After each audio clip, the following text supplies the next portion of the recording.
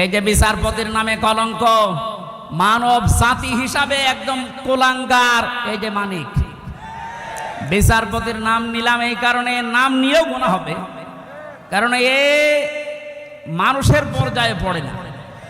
ইসলামকে এই দুনিয়া থেকে মিটানোর জন্য বিশেষ করে বাংলাদেশ থেকে যারা ভূমিকা পালন করেছে বেশি, তার ভেতরে এই অবৈধ বিচারপতি একজন। ওর কথাবার্তা শুনলে শয়তান পর্যন্ত হাসে, বলে আল্লাহ তুমি আমারে শয়তান বানিয়েছো। এটা চোখে দেখোনি? আমি মাঝে মাঝে ওরা দেখি আর ভাবি আমি তো শয়তান দেখি না, যদি দেখতাম মনে হয় এরকমই হতো। এটা টাটকা নির্ভেজাল শয়তান। সুতরাং এরকম শয়তানের অনুসারী যারা আছেন তুরিন আফরোজ থেকে বহু শয়তানকে 15 বছর দেখলাম।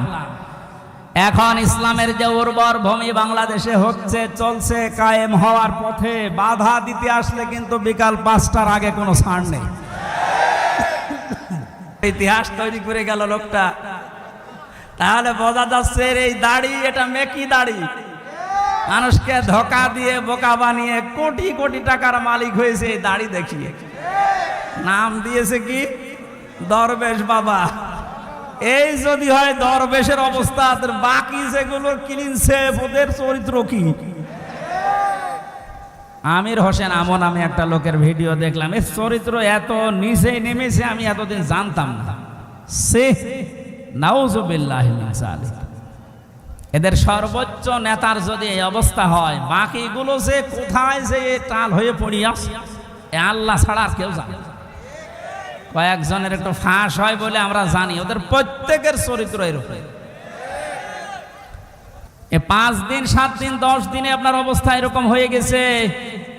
8 বছর 10 বছর 12 বছর 14 বছর একজনকে মাটির নিচে এক ঘরের ভেতরে পচা খাবার দিয়ে আটকিয়ে রেখেছে। আপনার বিবেক বলে কিছু আছে? আপনি জানোয়ার চাইতো খারাপ। মনে করলাম তাফসীর করবো কি করে? দৃশ্যগুলো সব এখন চোখের সামনে ভাসতেছে।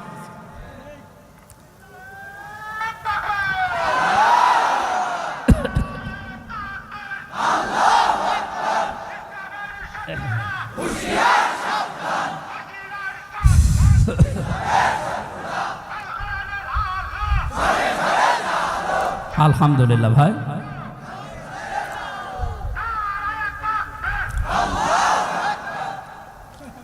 আমার ভাইরা, কোরআনে কারিমে আল্লাহ পাক জানিয়েছেন মায়াশফা শাফাআতান হাসানাতান ইয়াকুল্লাহু নাসীবুম মিনহা ওয়া মায়াশফা শাফাআতান সাইয়্যাতান ইয়াকুল্লাহু কিফলুম মিনহা ওয়া কানাল্লাহু আলা কুল্লি শাইইন মুকিতা।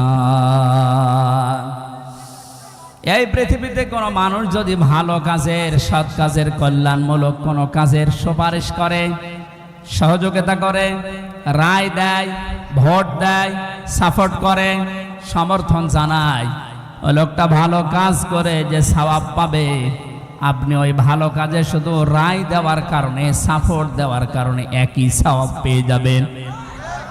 সুতরাং এই সুযোগ কিন্তু সামনে আসতেছে। ভালো কাজ করা যায় যে সমস্ত মানুষের দ্বারা, আপনি যদি ওই জায়গায় যেতে না পারেন, যারা ভালো কাজ করবে এদেরকে আপনি অন্তত সাপোর্ট দিয়ে, সহযোগিতা করে, রায় দিয়ে হলেও এগিয়ে যাবেন। লোকটা ভালো ভালো কাজ করে যত সওয়াব কিয়ামতে নিয়ে উঠবে, আপনি শুধু রায় দেওয়ার কারণে কিয়ামতে ওই সওয়াব নিয়ে উঠতে পারবেন। পরবর্তী শব্দ দেখেন, ওমাই ইয়াশফা শাফাআতান সাইয়্যাতান ইয়াকুল্লাহু কিফলুম মিনহা। কোন মানুষ যদি অন্যায় কোনো কাজ করে আর ওই কাজে যদি কেউ সাপোর্ট দেয়, রায় দেয়, ভোট দেয়, সমর্থন জানায়, খুশি হয়, ওই লোকটা অন্যায় করার কারণে যা পেয়েছে আপনি শুধু খুশি হওয়ার কারণেই তাই পাবেন। এত জুলুম নির্যাতন দেখার পরও যদি কোনো মানুষ জালেমের পক্ষে রায় দেয়, ওই জালেম কিয়ামতে যেভাবে উঠবে আপনাকে আল্লাহ ওইভাবেই তুলবে। যেন আপনাকে আমি বাঁচাতে চাই, আপনি তো অত বড় জালেম না, এই জন্য আপনাকে আমি বাঁচাতে চাই। কোনো জালেমের পক্ষে থাকবেন না।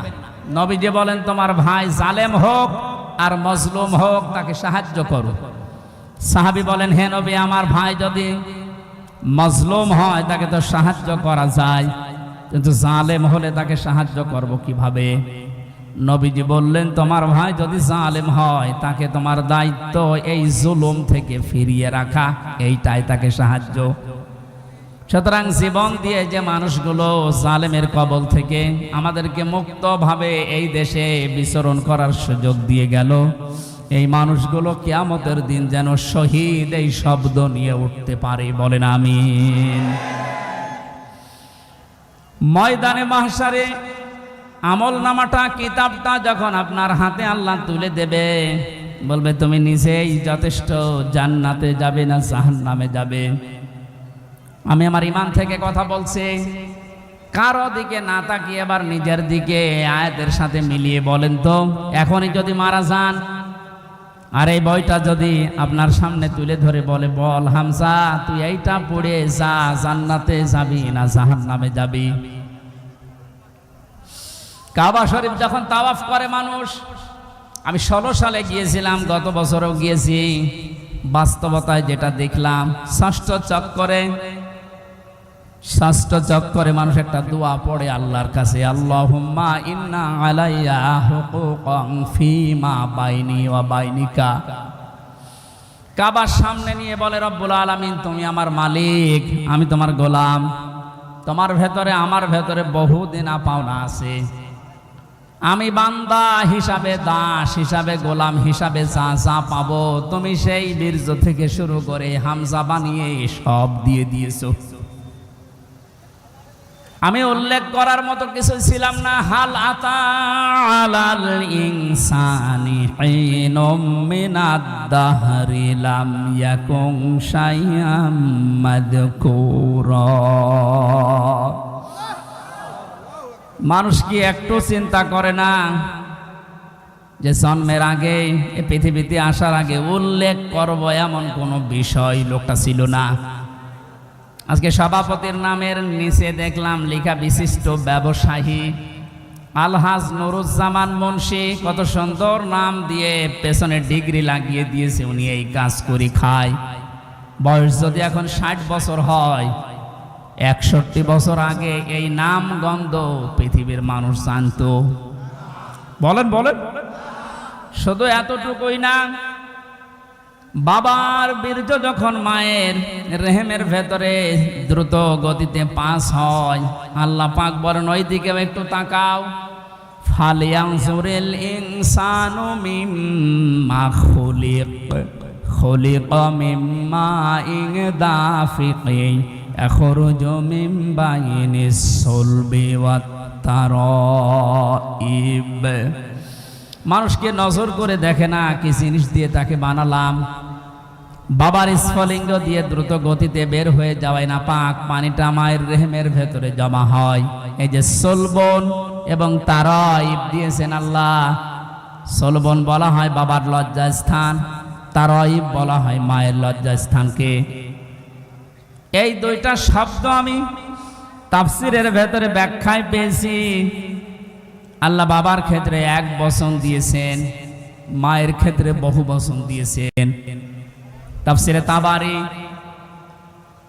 মুফাসসিরে আয়াতের এই সলবন আর তারাইবের ব্যাখ্যা করতে গিয়ে লিখেছেন, পৃথিবীতে মানুষকে নিয়ে আসতে বাবার চাইতে মায়ের কমপক্ষে 3 গুণ কষ্ট বেশি হয়। এই যে এখানে যত পুরুষ মানুষ আছি আমরা, সর্বোচ্চ 45 ইউনিট কষ্ট যদি আমাদের শরীরের ভেতরে কেউ এনে দেয়, আমি সঙ্গে সঙ্গে মারা যাব, আর সহ্য করতে পারবো না।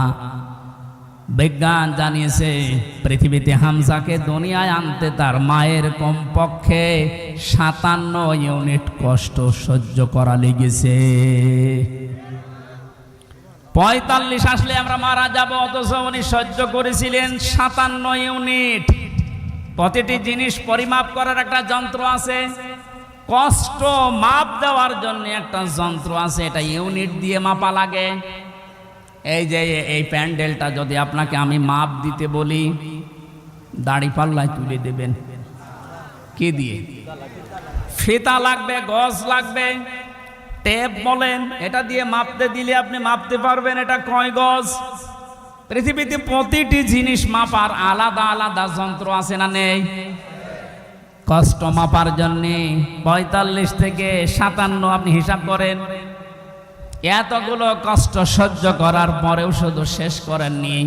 সূরা হাক্কাত ১৫, ১৬, ১৭, ১৮ এই আয়াতগুলোর তাফসিরে পেয়েছি হামালাতুহু উম্মুহু কুরহা ওয়া ওয়াদাআতুহু কুরহা ওয়া হামলুহু ওয়া ফিসালুহু ৩০ শাহরা ইলা আখিরি আয়াত। আল্লাহ পাক বলেন তোর মা তোকে কষ্টের পরে কষ্ট সহ্য করে পেটে বহন করেছে, শুধু এতটুকু শেষ করেনি, ডেলিভারির যে কষ্টটা এটাও সহ্য করেছে, এতটুকুও শেষ করেনি, ২ থেকে ২.৫ বছর পর্যন্ত বুকের দুধ খাওয়িয়েছে। কোন মানুষ যদি এই পৃথিবীতে বলে মায়ের কষ্ট ঋণ আমি শোধ করে দেব, বিশ্বনবী জানিয়েছেন জন্মের পরে যে ১ ফোঁটা দুধ তোমার মুখে মা দিয়েছিল ওই ঋণটাও কিয়ামত পর্যন্ত শোধ হবে না। মায়ের এই কষ্টের কথা শোনার পরে যে মানুষগুলোর ভেতরে আবেগ আপ্লুত হয়ে মায়ের কথা মনে হচ্ছে যে এই কষ্ট সহ্য করেছে আমার মা, অবশ্যই তাদের উচিত হবে আল্লাহর ইবাদতের পরে মা বাবার দিকে খেয়াল করা, তাদের খেদমত করা। কোরআনে কারীম জানিয়েছে ওয়াকাদা রাব্বুকা আল্লা তা'বুদু ইল্লা ইয়্যাহু ওয়া বিল ওয়ালিদাইনি ইহসানা। এদিকে তাকান। আল্লাহ আদেশ দিচ্ছেন, আমি রায় দিয়ে দিলাম। রায় দিচ্ছেন কে? আমি রায় দিয়ে দিলাম, লিখে দিলাম। এই যে কযা মানে ফয়সালা করে দেওয়া, রায় দেওয়া, লিখে দেওয়া, সিদ্ধান্ত জানানো। আমি আল্লাহ সিদ্ধান্ত নিয়েই ফেলেছি, রায় দিয়ে দিয়েছি যে আমার ইবাদতের পরে আর কারো ইবাদত করা যাবে না, আর মা বাবার খেদমত করা লাগবে, তাদের পেছনে খরচ করা লাগবে। মহেশপুরবাসী এখানে একটা শিক্ষা পেয়েছি আমি, আল্লাহর ইবাদত করা, আল্লাহর আইন মানা নফল না ফরজ? আরো জোরে বলেন। মা বাবার আইন মানা। আপনি আলেন, আপনি কথা বলবেন না। যারা জানেন না মুখ খুললেন কেন বলেন তো? আমি এখানে একটা শিক্ষা নিতে চাই, আমি গতানুগতিক কথা বলি না। আপনি দেখেন তো কি এখান থেকে বের হয়। আল্লাহর আইন মানা আমরা দেখলাম ফরজ, প্রশ্ন করা যাবে? বলেন না কেন? আল্লাহর আইন আপনার বুঝে আসুক বা না আসুক এটাই ফাইনাল, কোনো প্রশ্ন। আল্লাহর আইন মানা কি? সবাই মুখ খোলেন তো কি? মা বাবার আইন মানা ফরজ না। এই যে মাঝখানে ওয়া আছে, মা বাবার আইন মানা ওয়াজিব না, ফরজ না, ওয়াজিব না। মা বাবার খেদমত করা ফরজ, আইন মানা শুধুমাত্র আল্লাহর ফরজ। কার? আরো জোরে বলেন।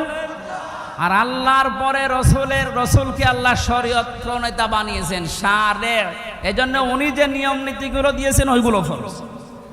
মা বাবার আইন মানা ফরজ নয়, তাদের সেবা করা, খেদমত করা, টাকা পয়সা তাদের পেছনে খরচ করা কি? বলেন না কেন? কেন ফরজ? কেন? আল্লাহ রাব্বুল আলামিন দলিল দিচ্ছেন আখফিদ লাহুমা জানাহা যুল্লি মিনার রাহমা। এদিকে তাকান, এটা আলেম না? এটা শব্দটা আছে আখফিজ, খবসন মানে ডাউন করা, এরপরে ফল করা। খবসন মানে কি? ডাউন করার পরে ফল করে দেওয়ার আরবি নাম আখফিজ বা খবসন। আল্লাহ বলেন খবসন করবে। জানাহান মানে ডানা, জিল্লুন মানে ছায়া হয় বা নম্রতা হয়। তোর যে ছায়া আছে ডানা, আর এই ডানার ছায়াটা এভাবে ডাউন করার পরে ফল করে দিবি। আমার প্রশ্ন হচ্ছে, এ পৃথিবীতে কোনো মানুষের ডানা আছে কি? এটা কি? তাহলে আল্লাহ এখানে এদন দিত বা আউদুদা দিত, এ শব্দ না দিয়ে জানাহুন পাখির ডানা আল্লাহ আমাদেরকে দিলেন। আল্লাহ মনে হয় জানে না তাই? হ্যাঁ, জানাহুন দিলেন পাখির ডানা আমাদেরকে ধার করিয়ে। কেন? ডানা আর দুনিয়ায় কারো নেই। পৃথিবীতে আর ডানা কারো আছে না নেই? কিসের আছে? আরে ভাই পাখির ডানায় তো দিয়েছে। পাখি বাদ দিয়ে পৃথিবীতে আর কারো ডানা নেই? আছে, এরোপ্লেনের ডানা আছে, হেলিকপ্টারের ডানা নেই। ওদের ডানাটা আল্লাহ এখানে লাগালেন না কেন? তাহলে তো আমাদের এই যে জানাহুন দেওয়া লাগতো না। পাখির ডানার কথা দিয়েছেন এই জন্য তাফসীর মাহফিলে আসতে হয়। আপনারা শুনতেছেন? জানাহুন শব্দটা আল্লাহ পাখির কাছ থেকে ধার করে আমাদেরকে লাগিয়ে দিলেন, কারণ আমাদের এই হাতের ভেতরে পর নেই, এর ভেতরে মোলায়েম কোনো কিছু নেই, সব শক্ত। পালক আছে, পর আছে, মোলায়েম করার কোনো কিছু নেই, এটা শক্ত। কিন্তু পাখির ডানার ভেতরে পর আছে, পালক আছে, একটার পরে আর একটা যখন লাগিয়ে দেয় সফট হয়ে যায়, কোমল নরম তুলতুলি হয়ে যায়। আল্লাহ এতটুকু শেষ করেন, জানাহাদুল্লি মিনার রহমা দিয়েছে, যে পাখির ডানাটা শুধু ডানা এভাবে ডাউন করে না, ও যখন ডাউন করার পরে ফল করে দেয়, ওর নিচে পাখির বাচ্চাগুলো যাবার পর একটা কিচির মিচির আওয়াজ দেয়। বাংলাতে এটা বলে অনির্বচন সুখ। কি বলে? একটা অনির্বচন সুখ অনুভব করার কারণে ভেতর থেকে আওয়াজ হয় কিচির মিচির। আমরা মনে করি কিচির মিচির না, এ আনন্দটা, এ আওয়াজটা পাওয়ার জন্য না। কি করে কি হয়? আপনারা সব পিছান তো, এত আস্তে পিছালে হবে না, আরো পিছান, পিছান, আরো পিছান, আরো পিছান যান, আরো এক হাত যান। এই ছেলে যাও তো, চেয়ার সরানো লাগবে না, তুমি নিজে সরো।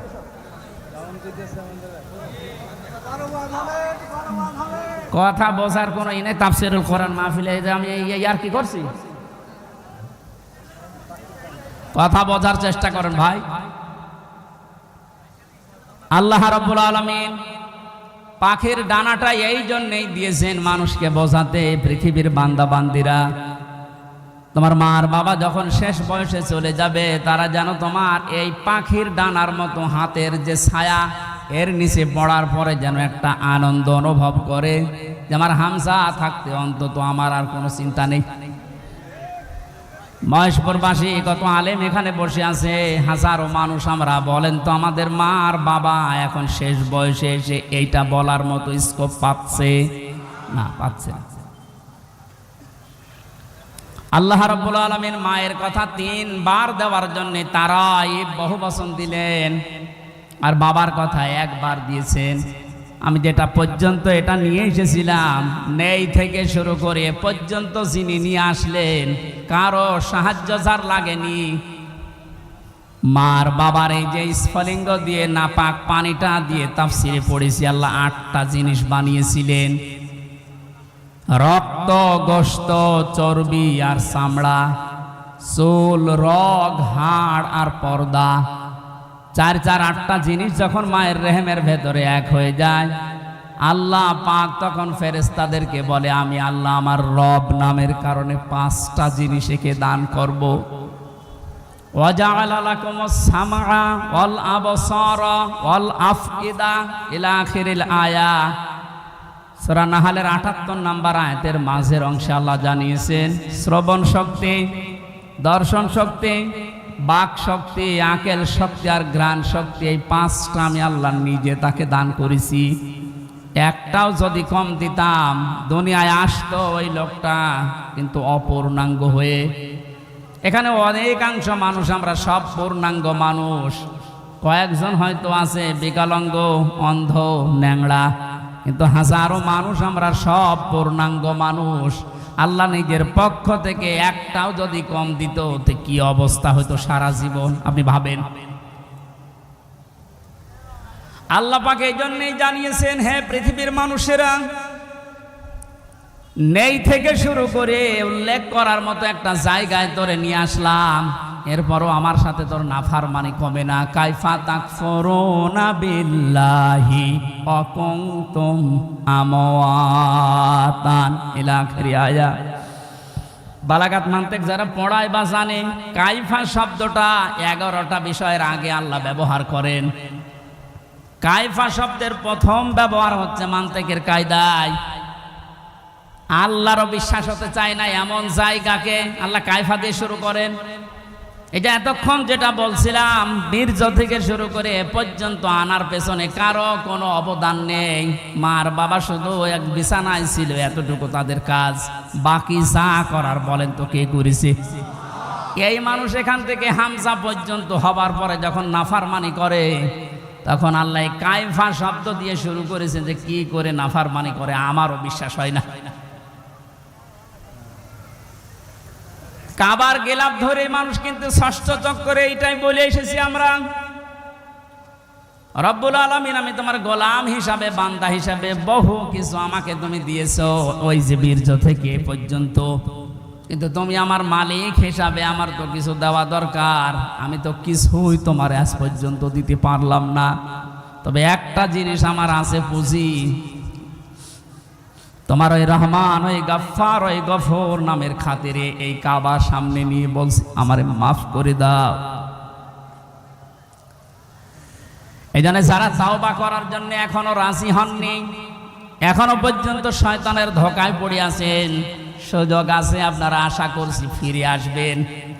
আল্লাহ রাব্বুল আলামিন এই যে রাত 12টার পরে তাহাজ্জুদের সময়ে প্রথম আসমানে এসে আপনাদের মতো আমাদের মতো মানুষকে ডাক দিয়ে বলবে আসো ক্ষমা চাও, ভুল করে ফেলেছো ক্ষমা চাও।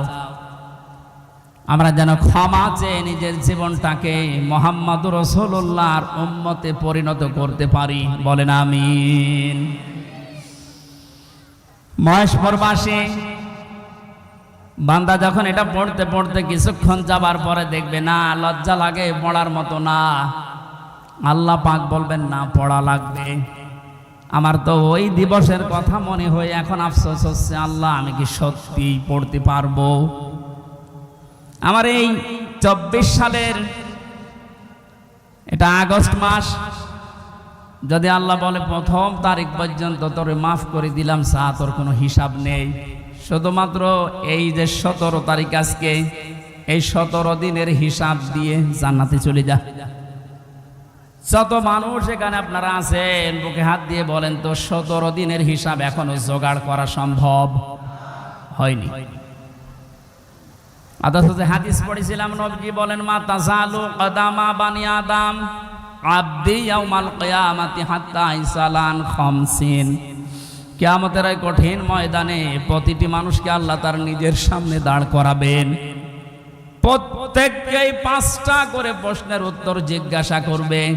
5টা প্রশ্নের সঠিক জবাব দেওয়া ছাড়া কেউ সামনেও যেতে পারবে না, পেছনেও যেতে পারবে না, জায়গায় দাঁড়িয়ে থাকবে।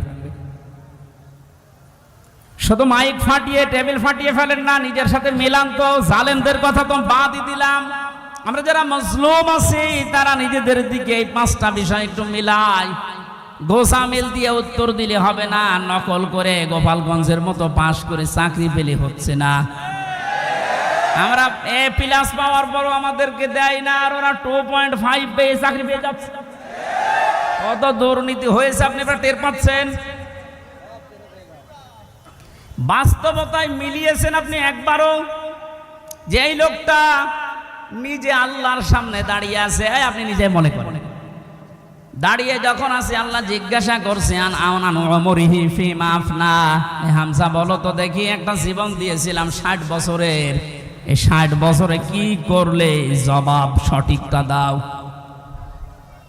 2 নম্বরের বিষয় আল্লাহ দিয়েছেন যুবকদের বিষয়, এবং সাবাবিহি ফিমা আবলা, একটা যৌবনকাল দিয়েছিলাম। 15 থেকে শুরু করে 45 বছরে যে বিশাল একটা যৌবনকাল, এটা কোন কোন কাজে লাগিয়েছে বলো? আর যেহেতু যুবকদের কারণে এ দেশটা স্বাধীন হয়ে গেল, এই যুবকগুলো নাই পার পেয়ে যাচ্ছে। আমরা যারা যুবক আছি এ স্বাধীন দেশে এখনো পর্যন্ত পরিবর্তন হচ্ছে না, কি জবাব দেব বলেন? আমার কিন্তু 60 বছরের ভেতরে যৌবনকালটা ছিল। আল্লাহ আলাদা করে যৌবনকালের কথা নবীজি বললেন কেন? এই কারণেই জানিয়েছে, কারণ যুবকদের দ্বারাই সব কিছু পরিবর্ধন করা সম্ভব, যেটা আমরা দেখতে পেলাম। এই যুবকদেরকে আমি আজকে এই মাহফিলে আহ্বান জানাই, শুধু এইটাই না, যেহেতু পরিবর্তন হওয়া আরম্ভ হয়েছে, সংস্কার হওয়া শুরু হয়ে গেছে, আগামীর বাংলাদেশকে ইসলামের হাতে তুলে দিয়ে আপনারা ক্ষান্ত হবেন। যুবকরা যদি ইচ্ছা করে এটা করা সম্ভব কিনা বলেন তো?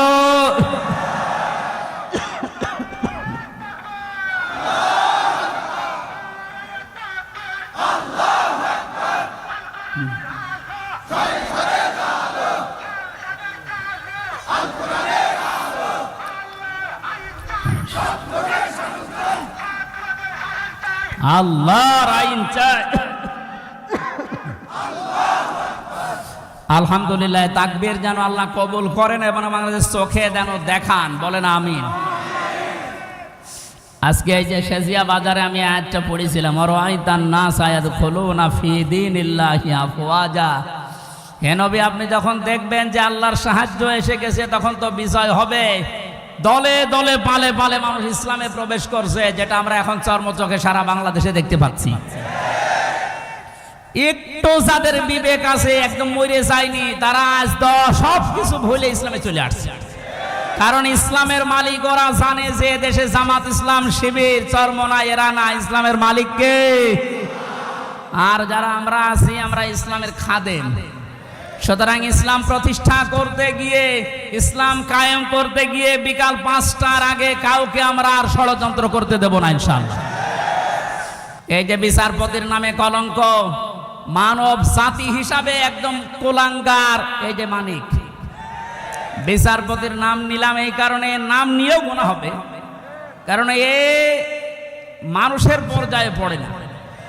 ইসলামকে এই দুনিয়া থেকে মিটানোর জন্য, বিশেষ করে বাংলাদেশ থেকে যারা ভূমিকা পালন করেছে বেশি, তার ভেতরে এই অবৈধ বিচারপতি একজন।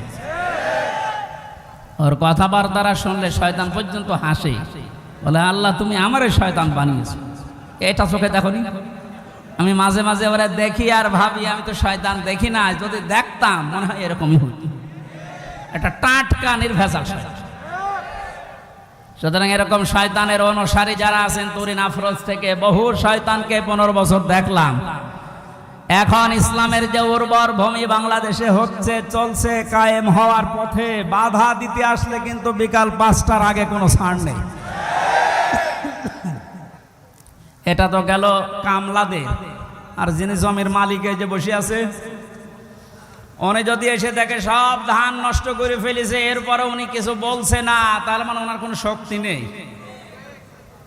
বিশ্বাস করেন, মনে মনে চিন্তা করেন ওনার শক্তি নেই তা না, এখন হয়তো কিছু বলছে না, গোপনে ওনার কোনো কিছু আছে। যেদিন ধরবে ওইদিন বাপ বলার সময় দেবে না, যেটা আমার আল্লাহ এখন মালিক হিসাবে করছে। ইন্না বাদশা রব্বিকা লাশাদীদ, তোমার রবের ধরা বড় শক্ত ধরা। নৌকা উঠে পালাতে গিয়েও পারে না। পারবে কি করে? কারণ ওরা তো আমরা ধরি নাই, ধরেছে কে?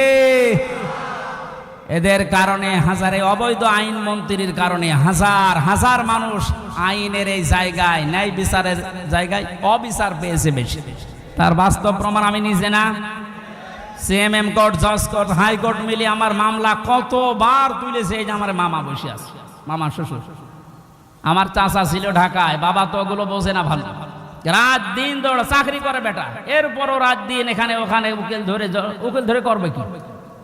কারণ যারেই ধরবে, যত বড় উকিল ধরুক, আর এক উকিল তো বসে আছে ওখান থেকে, যতক্ষণ সিগন্যাল না পাবে আমার নাকি বের হওয়ার কোনো একটা বিচার হলো। আর প্রতিদিন টিভির সামনে এসে শুনতাম যে নাকি লেকচার দিচ্ছে, যে আমরা ন্যায় বিচার কায়েম করে ছেড়ে দিচ্ছি। এই ন্যায় বিচার। আমার মতো মূল্য চুরির মামলায় যদি 33-32 বার হাইকোর্টে মামলা ওইটি জামিন না দেয়, কিসের ন্যায় বিচার? যেটা এখন সব পরিষ্কার হয়ে গেছে। 15 বছরে কোনো ন্যায় বিচারে দেশে কায়েম হয়নি, পুরাটা হয়েছে অবিচার। আল্লাহ যেটা নিজে এখন ধরিস। এই জন্য সাবধান। আল্লাহ এমনি কিছু বলছে না, অনেকে মনে করছে এত কিছু করে কিছু হয় না। এখন কিছু টের পাচ্ছেন? আলেমদের মাথায় দড়ি দিয়ে ছাগলের মতো, গরুর মতো যখন টেনে নিয়ে যেত ওই কোর্টে, বারান্দায় দাঁড়িয়ে অনেক শয়তান দেখতাম হাসতেছে আর টিপ্পনি কাটতেছে। যে দেশে আর হুজুর নেই, আমির হামজা, মাওলানা মামুনুল হক, এরে ধরলো, আর হুজুর নেই দেশে, তাদের কত সুন্দর সুন্দর কথা, ফেরেস্তার মতো কথা বলে, আর এরা উঠলে শুধু রাজনীতি করে। ধরেছে ঠিকই হয়েছে। এখন আপনি টের পাচ্ছেন কি হচ্ছে? 10 দিন আগে যে লোকটা আইন পুরা চালাতো, সেই লোকটার পক্ষে একটা উকিল পর্যন্ত এখন দাঁড়াতে রাজি না। এইটাই আল্লাহর ধরা। এটা কার ধরা? এই জন্য জমিনের মালিক যিনি, উনি যদি ধরে, বাপ বলার কিন্তু সময় পাবেন না। আমরা এখন এই আয়াতটা আল্লাহকে বলছি, আল্লাহ তুমি আমাদেরকে দেখাও, যে দলে দলে মানুষ ইসলামে প্রবেশ করছে, এটা যেন আমরা দেখতে পাই চর্ম চোখে, দেখতেছি, এটা যেন আরো বৃদ্ধি বাড়ে। জোরে বলেন আমিন। কারণ এই জমিনে বহু মানুষ এই 52-53 বছর চালিয়েছে, আমরা দেখলাম না? বাবা চালিয়েছিল, স্বামী চালিয়েছিল, চাচা চালিয়েছিল, বউ চালিয়েছে, ভাবি চালিয়েছে। এক কথা বলছেন না? কিন্তু কোরআন দিয়ে চললে দেশটা কেমন দেখা যায়, এটা এখনো আমরা দেখি নাই। এখন আমরা সবাই একমত, দলমত আর নেই। কোরআন দিয়ে এই দেশ চললে কেমন দেখা যায়, ওইটা আমরা এই চোখে দেখতে চাই। কারা কারা দেখতে রাজি আছেন দেখি? লিল্লাহি তাকবীর।